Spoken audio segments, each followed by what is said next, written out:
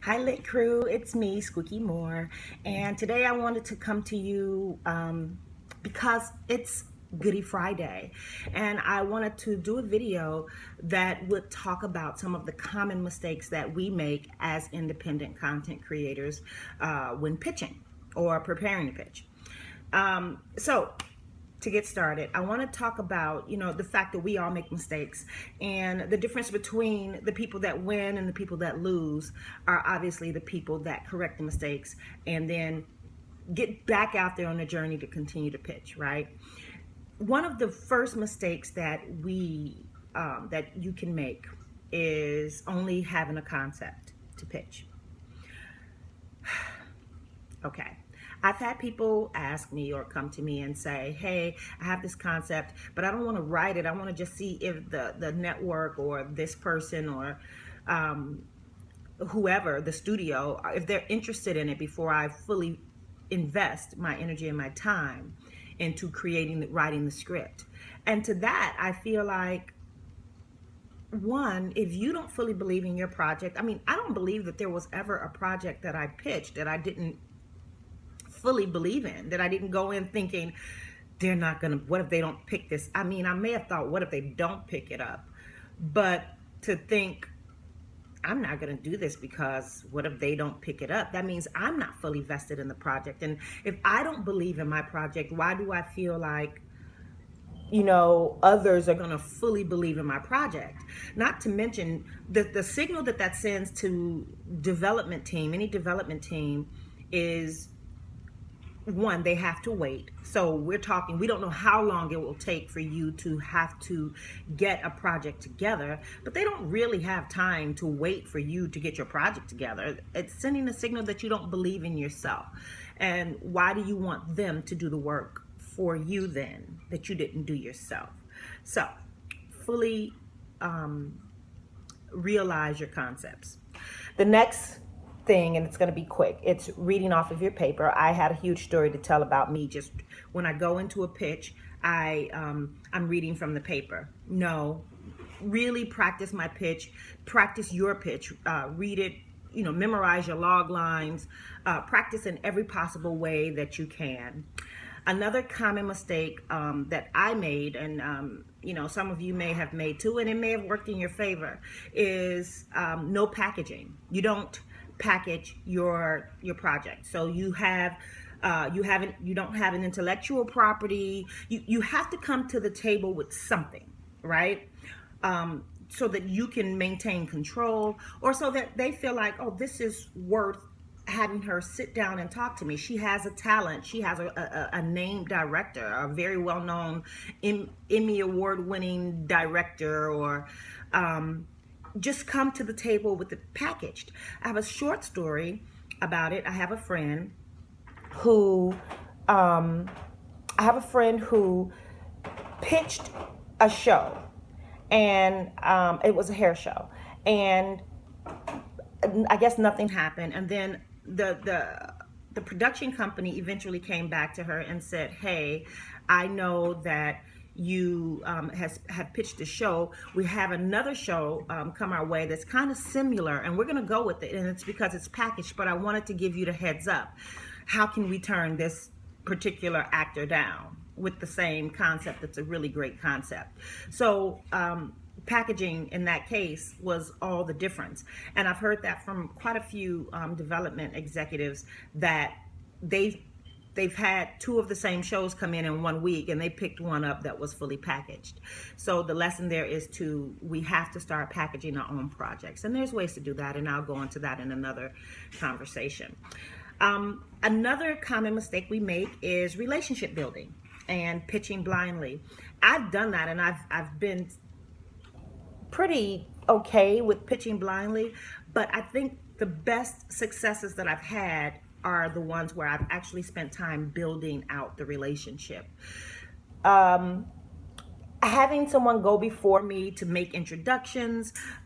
One time I spent a year building out a relationship, and I talk about it in my book, where I really just spent a year communicating with this individual before asking for anything. And it just makes the job a lot easier. I also interviewed an executive at a sales agent, packaging agent at William Morris Entertainment, and that was one of the biggest things he talked about is to build out the relationship, get to know the person you're pitching before going in blindly.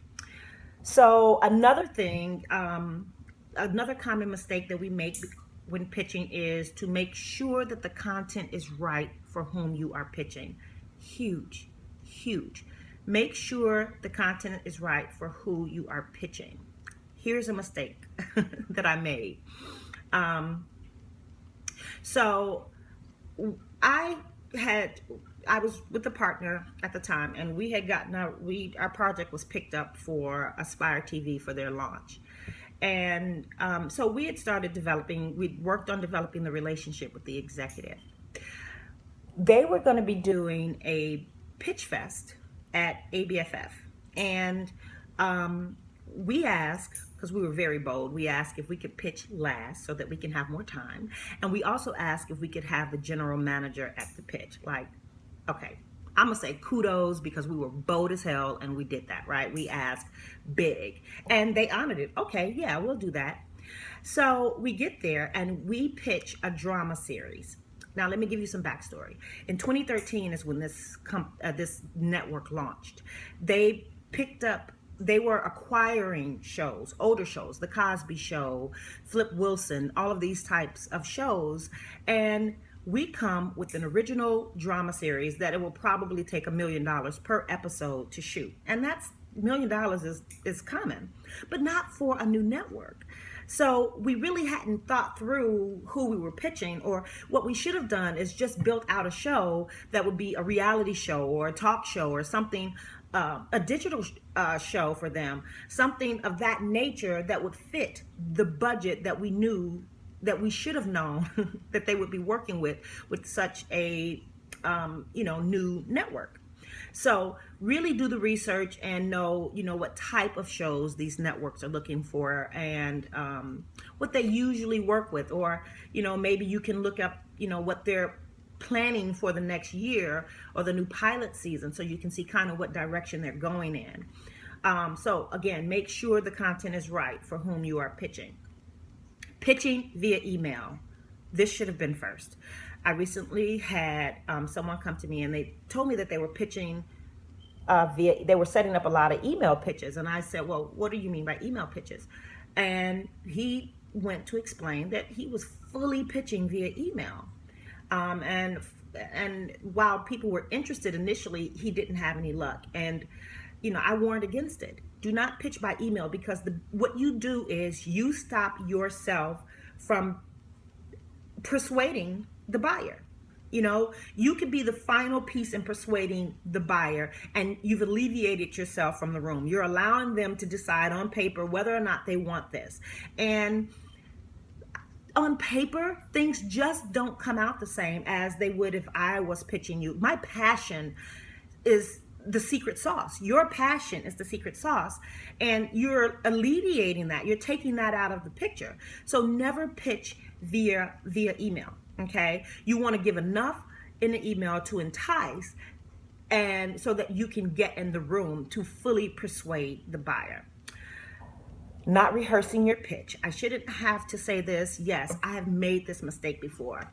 I've made the mistake where I've pitched this same project before, so I think I know it. I think, it's in my heart. I've done this before, so I don't have to rehearse my pitch. And then I get in there and I'll forget something simple like the log line, because I have 7 different shows or 10 different shows floating around in my head, and but they're interested in this one, and I'm like, I forgot that log line. What is the show?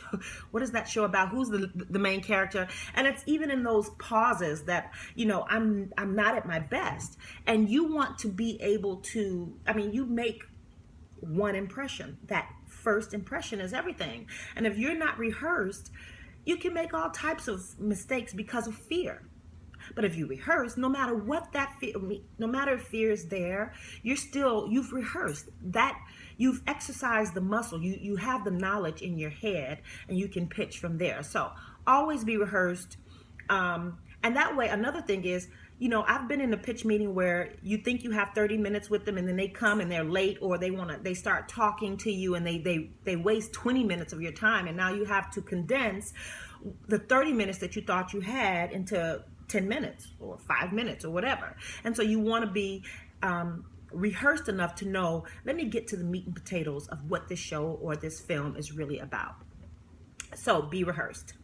Asking for an NDA is another common mistake that, I don't know if I should even consider this a mistake. It's really to each his own. For me, it ended up being a mistake. And over time, I've learned why it's a mistake for networks. And it's because they feel like if you're pitching me and you don't trust me, but yet you don't have representation and you need this pitch, then don't pitch me if you don't trust me. It's really a slippery slope. So I wouldn't ask for an NDA just because I've had bad luck with NDAs. But what I would suggest you do is protect your work. Make sure your idea is fully conceived, and after you've written it out, you send it to Writers Guild of America and get it registered. That's just the steps that I take, but it's really up to you how you want to go forward on that. I can't necessarily say that that's a mistake or not, but I call it a mistake of mine, and over time I've learned I just don't do that anymore.